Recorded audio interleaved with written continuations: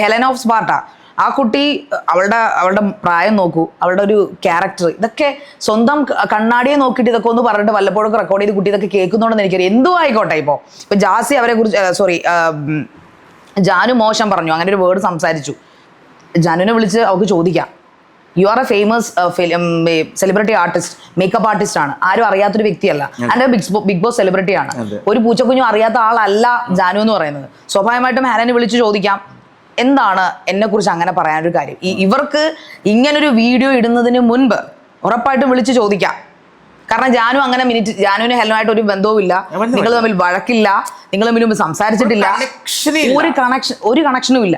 അപ്പൊ അങ്ങനെ ഇരിക്കുന്ന ഒരു വ്യക്തിയെ സംബന്ധിച്ചിടത്തോളം ഇങ്ങനൊരു വാക്ക് ജാനുവിൽ നിന്ന് കേട്ടാൽ ഉറപ്പായിട്ടും ഹെലൻ ഒരു മര്യാദ പുറത്ത് വിളിച്ചു ചോദിക്കാം, ഹെലൻ എന്താണ് അവിടെ ചെയ്തത്? ഒരു പെൺകുട്ടി, അവളുടെ പ്രായം നോക്കുക, അവളുടെ മുഖത്ത് നിന്ന് അവൾ ഇത്രയും തെറി പറയുമെന്ന് എനിക്ക് അറിഞ്ഞൂടാ. പണ്ടും ടിക്ടോക്കിൽ ഇങ്ങനെ ഇരുന്ന് ഒരുപാട് കാര്യങ്ങൾ ഹെലൻ പറഞ്ഞിട്ടുണ്ട്.